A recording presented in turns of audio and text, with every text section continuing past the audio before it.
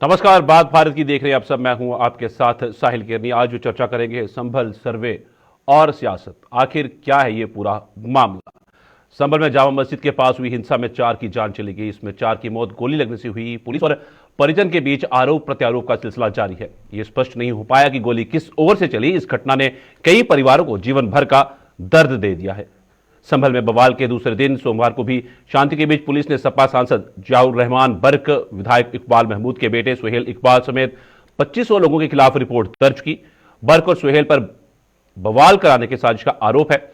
वहीं 3 महिलाओं समेत 27 आरोपियों को पुलिस ने गिरफ्तार कर जेल भेज दिया है। वहीं जामा मस्जिद के सदर जफर अली एडवोकेट को पुलिस ने पूछताछ के लिए बुलाया। सीओ अनुज चौधरी, एसपी के पीआरओ संदीप कुमार, दरोगा दीपक राठी और शाह फैसल की तहरीर पर संभल कोतवाली में 5 और नखासा थाने में 2 मुकदमे दर्ज किए गए हैं।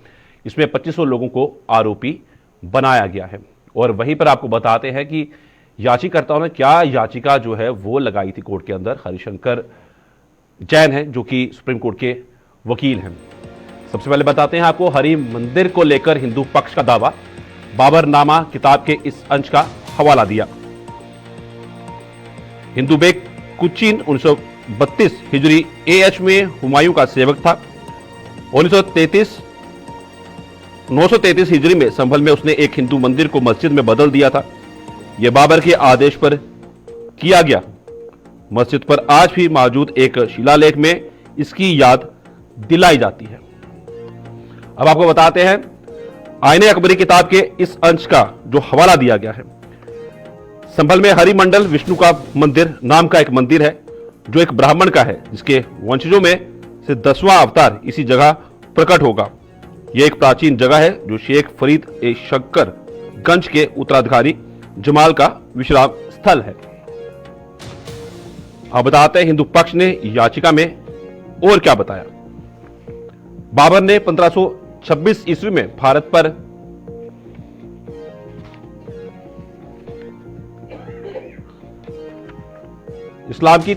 बाबर ने 1526 ईस्वी में भारत पर आक्रमण किया। इस्लाम की ताकत दिखाने के लिए उसने कई हिंदू मंदिर नष्ट करा दिए थे। 1527-28 में बाबर के सेनापति हिरदू बेग ने श्री हरि मंदिर को आंशिक रूप से ध्वस्त कर दिया था। मुसलमानों ने मंदिर की इमारत पर कब्जा कर लिया और उसे मस्जिद के रूप में इस्तेमाल किया गया। ये सब याचिका में लिखा गया है।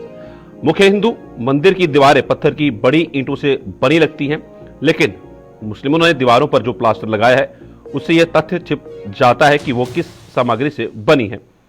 हमें कई जगह प्लास्टर टूटा मिला, वहां कुछ जगहों पर पत्थर दिख रहे हैं। वो पत्थर हटा दिए गए जो हिंदू धर्म के निशान थे।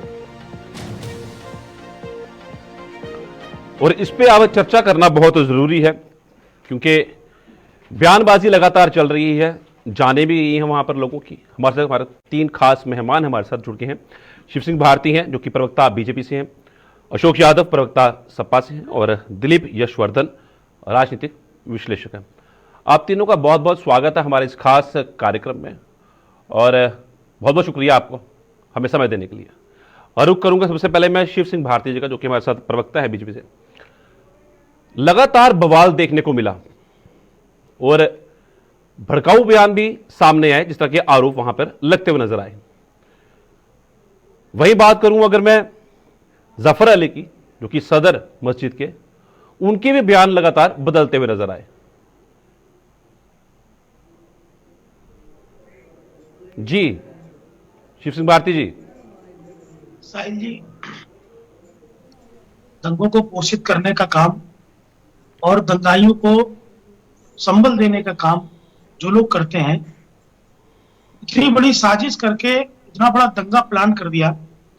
19 तारीख को कोर्ट के आदेश पर जब वहां सर्वे टीम पहुंची कोई बवाल नहीं होता है, लेकिन 24 तारीख को जैसे ही सर्वे टीम जाती है तो ट्रकों में भर के, ट्रालियों में भर के वहां पत्थर पहले से मौजूद होते हैं।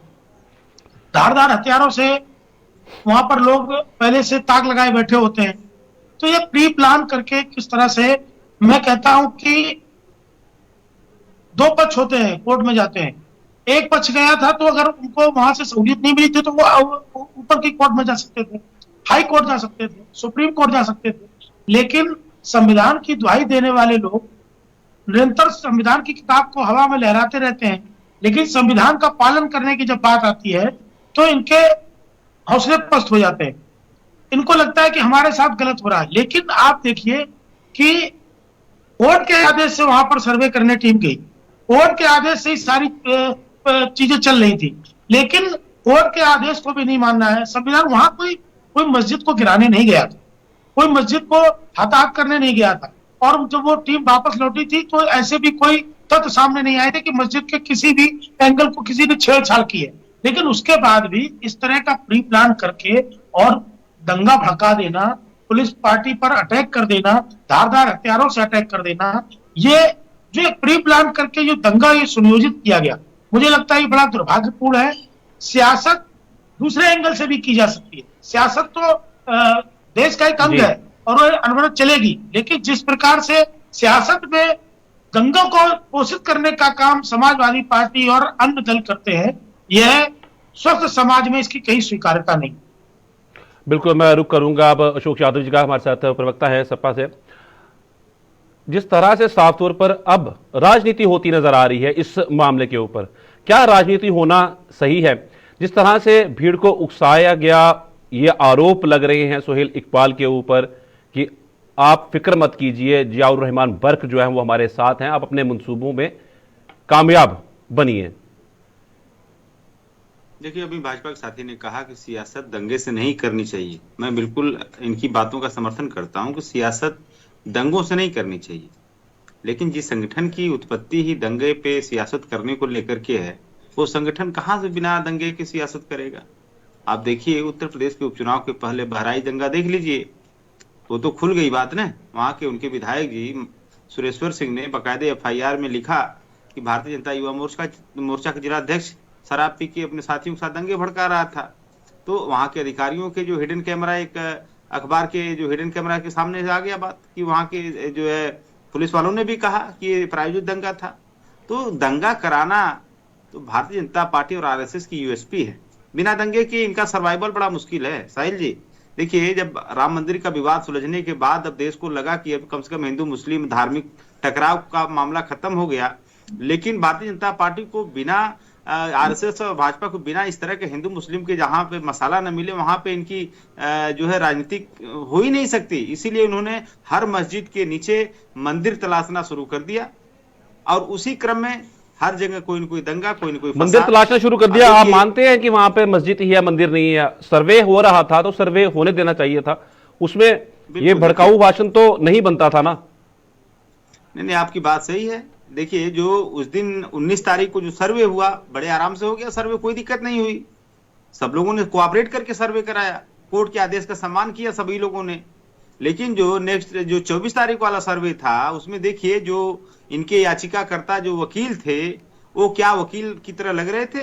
वो तो लग रहा था किसी उन्मादी भीड़ का वो नेतृत्व कर रहे हैं और एक धार्मिक और मजहबी नारा एक समुदाय विशेष को चिढ़ाने के लिए जय जयकार करते हुए जा रहे हैं। तो देखिए, जो लीगल प्रोसीजर होती है ना, वो इस धर्म जाति सब चीज से ऊपर होती है।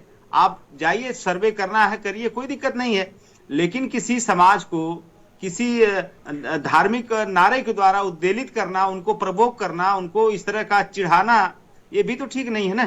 तो ह्यूमन नेचर है, ये ह्यूमन नेचर है कि आप इस तरह की बात करेंगे तो जाहिर सी बात है जनता वहां पे कुछ न कुछ रिएक्शन करेगी और उसके बदले में अगर वहां पे पथराव हुआ तो पुलिस के पास बहुत सारे ऑप्शंस थे।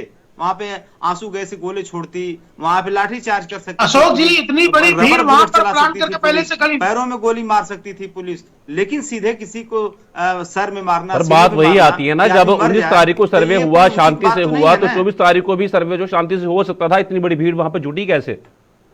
बहुत बड़ा सवाल है। और उसको उकसाया किसने? अशोक जी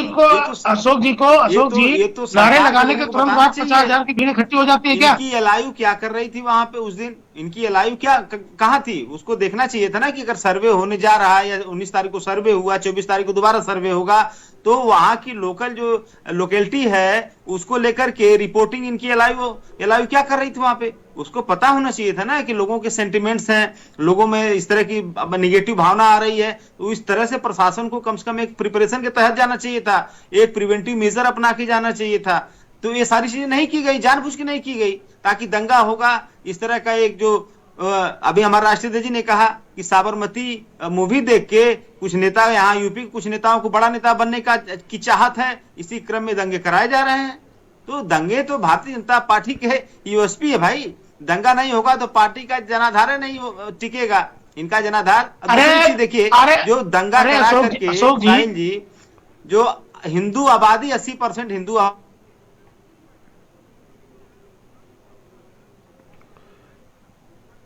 शिव सिंह भारती जी, आप कुछ कह रहे थे, साफ तौर पर आप पर आरोप तो बहुत ज्यादा लग रहे हैं कि भाजपा सियासत ही इस तरीके से करती है। अशोक जी, अगर भारतीय जनता पार्टी कहीं से भी इन्वॉल्व होती तो दो पक्ष खड़े होते, वहां पुलिस थी और एक समुदाय विशेष के लोग थे, तीसरा वहां कोई नहीं था। दंगों को सुनियोजित किया गया वहां के सांसद के द्वारा। वहां के सांसद 19 तारीख को रहते हैं, 24 तारीख को जब सर्वे टीम दोबारा जाती है तो प्री प्लान के तहत वहां पर भीड़ को इकट्ठा किया जाता है। किसी एक व्यक्ति के नारे या किसी वक्तव्य के देने के बाद तुरंत 50,000 की भीड़, ट्रकों में भरे पत्थर, गोली, असले और धारदार हथियारों से हमला, ये सुनियोजित नहीं तो और क्या है। और जहां तक किसी के फेलियर की बात है तो फेलियर तो प्रशासन का फेलियर होगा तो उन पर कार्रवाई होगी। लेकिन इस तरह से अगर आपको लगता है कि कोर्ट अगर कहीं आदेश करेगी, आप ही कहते हैं ना संविधान के आधार पर देश चलेगा, और संविधान के आधार पर देश चलेगा तो संवैधानिक प्रक्रिया के अंतर्गत कोई जाएगा, प्रशासन कहीं कार्रवाई करने जाएगा तो उसको एक समुदाय विशेष के लिए विशेष बल की आवश्यकता पड़ेगी क्या? वह संविधान के तहत नहीं आ सकते हैं। चूंकि आप देखिए, आप लोगों के मनोबल के कारण इस तरह की प्रवृत्ति बनी है, और दंगाई जो भी दंगा करते हैं उनको लगता है कि हमारे साथ एक बहुत बड़ा दल और उनके मुखिया अखिलेश यादव जी खड़े रहेंगे, हम चाहे जैसी भी प्रवृत्ति के साथ उनके साथ घटना करेंगे, लेकिन हमारे साथ एक बहुत बड़ा दल खड़ा है। इस मनोवृत्ति को बदलने की जरूरत है अशोक जी, नहीं तो समाज वाला जो दंगा जा रहा है हुआ आपको देख रहे। बहराइच वाला जो दंगा हुआ था, ये बातें तो क्लियर कट हो गई नहीं कि भाजपा ने कराए थे, उस बात को तो उनके विधायक जी ने कहा, वहां के लोकल एडमिनिस्ट्रेशन ने कहा, तो सारी चीजें खुल गई कि बहराइच दंगा भाजपा ने कराया था। उसी तरह से संभल दंगा भी भाजपा की ही देन है। ये लोग चाह रहे हैं मंदिर मस्जिद का विवाद, हर गली में मस्जिद, हर गली में मंदिर है। चलिए मैं रुक करूंगा, हमारे साथ राजेश विश्लेषक भी हमारे साथ जुड़े हुए हैं, दिलीप यशवर्धन, मैं उनका रुक करना चाहूंगा। आए दिन यहाँ पे एक अफगानिस्तान टाइप का, तालिबान टाइप का कल्चर डेवलप हो उत्तर प्रदेश में, एक धार्मिक उन्माद का माहौल बने। देखिए धार्मिक अनुवाद हिंदुस्तान को कश्मीर बनाने का वादा है, कश्मीर में तो पत्थरबाजी रुक गई, लेकिन आप चाहते हैं भारतीय जनता पार्टी को जो ऊर्जा मिलती है दंगे से मिलती है। समाजवादी पार्टी की ऐसे चर्चा नहीं होगी, ऐसी चर्चा नहीं होगी, क्योंकि ये एक अहम मुद्दा है, संभल एक अहम मुद्दा है। जब जब सर्वे होगा तब तक ऐसी घटनाएं देखने को मिलेंगी। मैं रोकना चाहूंगा दोनों प्रवक्ताओं को, अशोक यादव जी आपको, शिव सिंह भारती जी आपको, हमारे साथ राजनीतिक विश्लेषक भी हैं, उनका रुख करूंगा, मैं उनसे इसके बारे में जानने की कोशिश करूंगा। दिलीप यशवर्धन जी, जिस तरह से आरोप प्रत्यारोप जो है वो लग ही रहे हैं, हम संभल में भी देख रहे हैं, जिन घरों के बच्चे गए हैं, जिन घरों के लोग गए हैं, वो भी आरोप प्रत्यारोप लगा ही रहे हैं। पर क्या जब भी सर्वे होगा तो यही चीजें देखने को मिलेंगी? ज्ञानवापी हुआ था तब भी कुछ माहौल ऐसा बना, पर हो नहीं सका, प्रशासन अलर्ट मोड पे था। पर संभल में यह देखने को मिला। अब जिस तरह से हरिशंकर जैन ने साफ तौर पर कहा कि अयोध्या बात करें, मथुरा की बात करें, भोजशाला की बात करें, कुतुब मीनार की बात करें, तो ये भी संभल मस्जिद वही एक ऐसी इमारत बन गई है जो कि मंदिर हटा के मस्जिद बनाई गई है। तो मतलब जब भी सर्वे होगा तो हम ये चीजें देखेंगे। क्या जो राजनीतिक लोग हैं, क्या इससे ऊपर राजनीति छोड़ के ऊपर उठ के नहीं देखेंगे इन चीजों को? क्या ये जरूरत नहीं है देश हित में? साहिल जी, पहले तो संविधान की बहुत बातें हो रही हैं, भाजपा के प्रवक्ता ने भी संविधान की बहुत सारी बातें करी, तो मैं सबसे पहले आपको और आपके चैनल के माध्यम से इस देश के लोगों को संविधान दिवस की बधाई दे दूं। आज संविधान दिवस है, और इस उम्मीद के साथ बधाई कि ये जो जनप्रतिनिधि यहाँ बैठ करके संविधान की बातें कर रहे हैं, ये संविधान के मानकों के अनुरूप इस देश को चलाने की कोशिश करेंगे, जो अक्सर होता नहीं है। संविधान की बातें अक्सर होती हैं, लेकिन संविधान के मानकों के रूप से काम होता नहीं है। ये किसी भी पार्टी की बात मैं कर रहा हूं, मैं किसी विशेष पार्टी को इंगित नहीं कर रहा हूं। और जो आपका सवाल है कि क्या जब इस तरह के सर्वे होंगे तो इसी तरीके से बवाल होने चाहिए, मैं कहता हूं नहीं होने चाहिए। देखिए, सर्वे होना एक कानूनी प्रक्रिया है। ज्ञानव्यापी मस्जिद को लेकर के भी सर्वे हुआ था, कोर्ट के आदेश पर हुआ था। और कोर्ट के आदेश पर जब कोई चीज होती है तो वो राजनीति से संबंधित नहीं होती है, और उस कोर्ट के आदेश को शांति तरीके से पूरा कराना ये प्रशासन की जिम्मेदारी होती है। यहां पर मैं ये जरूर कहूंगा कि हो सकता है कुछ अराजक तत्वों का ये मंशा रही हो कि जब ये सर्वे होगा तो सर्वे में हम डिस्टरबेंस पैदा करेंगे, लेकिन प्रशासन, चूंकि हिंदू मुसलमान बड़ा सेंसिटिव मामला है इस देश में, धार्मिक उन्माद इस देश में हमेशा होते रहते हैं और ये राजनीति की सतत प्रक्रिया है। तो जब ये चीजें हमारे यहां वेल स्टेब्लिश हैं कि इस तरह के सेंसिटिव मैटर को लेकर के दंगे कभी भी भड़क सकते हैं, तो पहली बात प्रशासन को अलर्ट मोड पर रहना चाहिए था। दूसरी बात, कोर्ट को भी यहां पर ये कहना चाहिए था कि जो सर्वे होगा वो विद सिक्योरिटी होना चाहिए। और संभल जैसे एरिया में जहां पर मुसलमानों की संख्या ज्यादा है, हो सकता है उनकी भावनाएं भड़क जाएं, क्योंकि रियलिटी क्या है, वो मस्जिद है या मंदिर था, या कानून उसको किस तरीके से स्टेब्लिश करेगा, ये कानूनी प्रक्रिया से कोर्ट बाद में तय करेगी। लेकिन फिलहाल जब हिंदू मुसलमान या मंदिर मस्जिद की बात आती है तो लोगों के सेंटिमेंट्स जाग जाते हैं, और राजनीतिक लोग उन सेंटिमेंट्स को भड़काने का काम करते हैं ताकि राजनीतिक धार्मिक उन्माद फैले, जिससे राजनीतिक रोटियां सेकी जाएं। ये कोई भी राजनीतिक पार्टी करती है, किसी विशेष पार्टी के लिए ये बात नहीं है। तो जब इस तरह का माहौल है, इस तरह की प्री पार्टी हमारे देश के अंदर है, तो प्रशासन को यहां अलर्ट मोड पर रहना चाहिए था और फुल सिक्योरिटी के साथ ये सर्वे कराना चाहिए था। 19 तारीख का सर्वे शांति तरीके से हो गया, लेकिन दोबारा जब 24 तारीख को सर्वे हुआ, उसमें बवाल हुआ, तो इसमें कोई दो राय नहीं है कि ये बवाल पहले से निश्चित था। ये अचानक से नहीं हुआ। अगर ये अचानक से होता या सेंटिमेंट्स लोगों के भड़के होते तो वो 19 को भड़कते, 24 को नहीं भड़कते, दूसरे सर्वे में नहीं भड़कते। 19 को सर्वे होने के बाद जब दोबारा सर्वे की बात आई तो जाहिर सी बात है कि जो लोग इस दंगे के पीछे हैं, जिन्होंने इसको प्लान किया है, उन्होंने इस दंगे को पूरा प्लान किया है कि इस तरीके से दंगा करके इसको राजनीति को भड़काया जाएगा ताकि राजनीतिक रोटियां सिकें।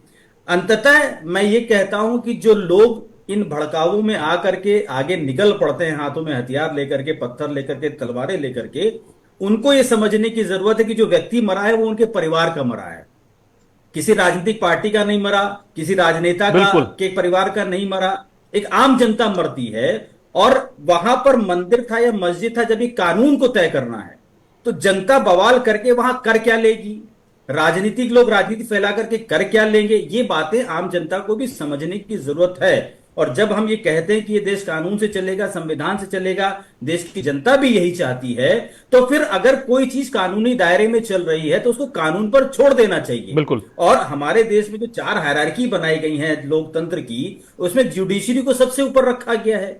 वो इसीलिए रखा गया है कि जब एग्जीक्यूटिव से, पॉलिटिशियन से कोई चीज नहीं संभलेगी तो जुडिशरी उसको सही तरीके से स्टेब्लिश करके जनता के हवाले कर देगी।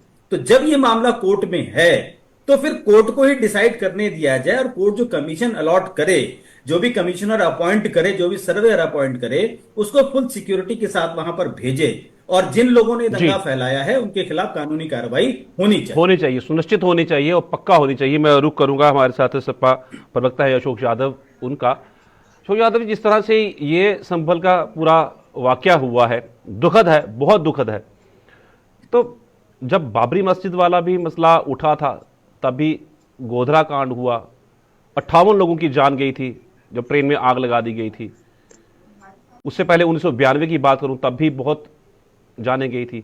पर क्या इन चीज़ों को देखते हुए सपा के विधायक या सांसद को ऐसे बयानबाजी करनी चाहिए थी जिससे कि और ये चीज़ भड़काऊ हो जाए?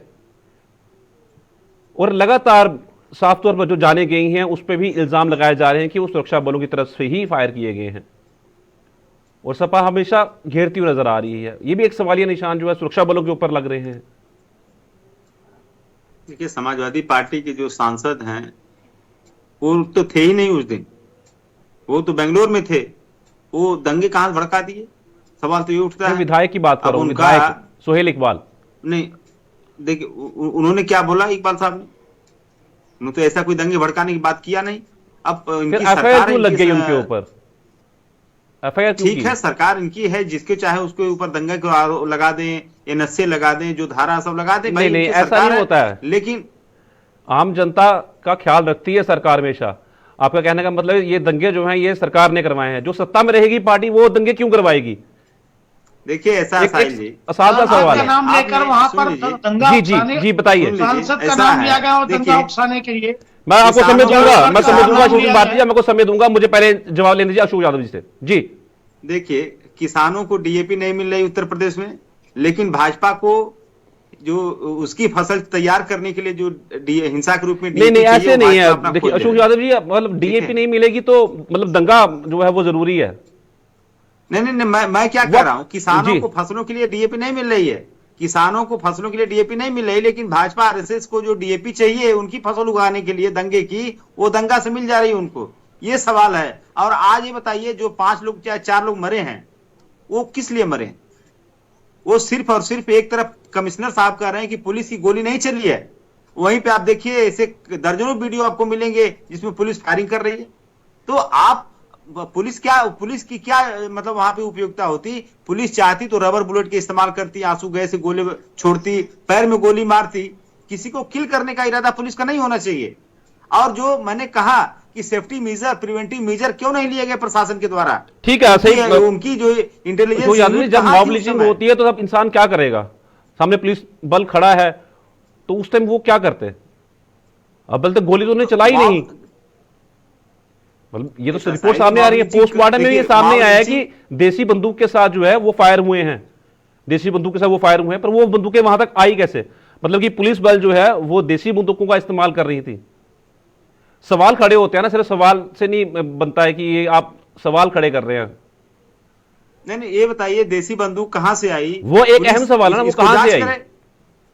देसी बंदूक कहां से आई? पुलिस तो इसकी जांच करे ना, पुलिस जांच कर रही है, जांच करे देसी बंदूक अब वो कहां तो से आई। आने वाले समय पता ये लगेगा। कौन मना कर रहा है जांच करने से? जी। इसको तो कोई मना कर नहीं रहा है। हमारा सवाल ये है कि जब वहां पे 19 तारीख को सर्वे हुआ, दोबारा 24 तारीख को सर्वे, जब दोबारा जरूरत पड़ी आपको सर्वे की, तो वहां पे धार्मिक मजहबी नारे क्यों लगाए जा रहे थे उस टीम के द्वारा? दूसरी चीज, अगर दोबारा सर्वे के लिए अब जा रहे थे तो उसके लिए आपको प्रिवेंटिव मेजर प्रशासन को क्यों नहीं लिया गया? प्रशासन के द्वारा उनको क्यों, उनकी अलाइव क्या कर रही थी उस समय? सवाल तो खड़े होंगे ना प्रशासन के ऊपर। चलिए तो जवाब ले इसका लेते मतलब हैं। है, ठीक है, जवाब इस ले लेते तरह हैं। शिव से- सिंह भारती जी जवाब ले लेते हैं, जवाब लेते हैं। शिव सिंह भारती जी, साफ तौर पर आरएसएस, क्या आरएसएस का काम है दंगा भड़काना?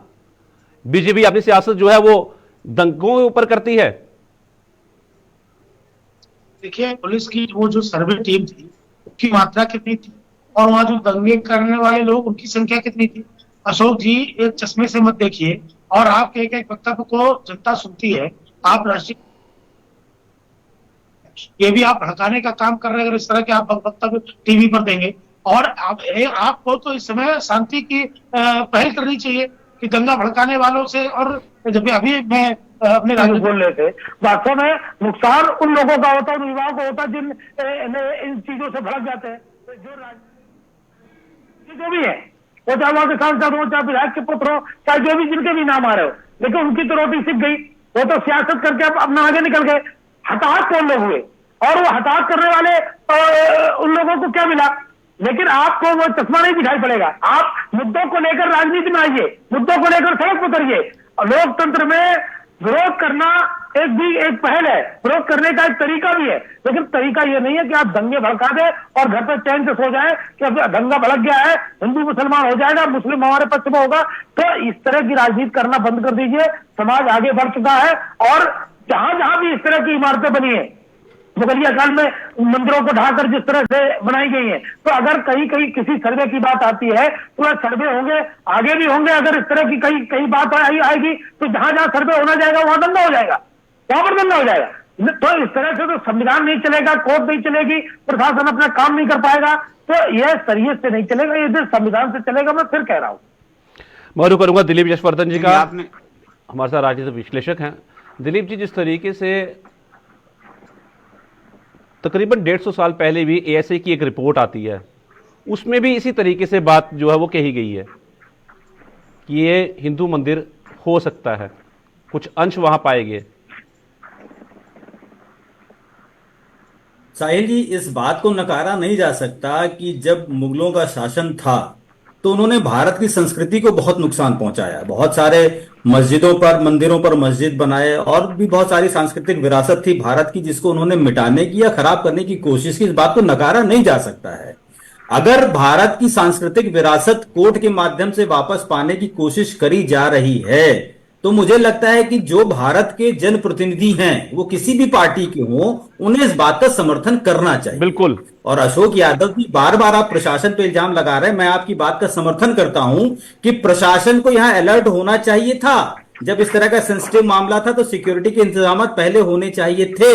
लेकिन प्रशासन के साथ साथ आप भी इस देश की राजनीति का, जनप्रतिनिधित्व का एक बड़ा हिस्सा है, मुख्यतः उत्तर प्रदेश में। तो अगर किसी वजह से ये दंगे भड़क भी गए हैं तो आपको भी उस पर राजनीतिक रोटियां नहीं सेकनी चाहिए। आपको भी जनता से अपील करनी चाहिए कि शांति बना करके रखे, कानून को अपना काम करने दे। ये काम तो आप कर सकते हैं ना, अगर आप चाहते हैं कि देश संविधान से चले, कानून का झंडा ऊंचा रहे, तो उस कानून का झंडा ऊंचा रखने में आपके भी बहुत बड़े सहयोग की जरूरत है। शासन की तो पूरी जिम्मेदारी है ही, लेकिन 50% जिम्मेदारी विपक्ष की भी होती है।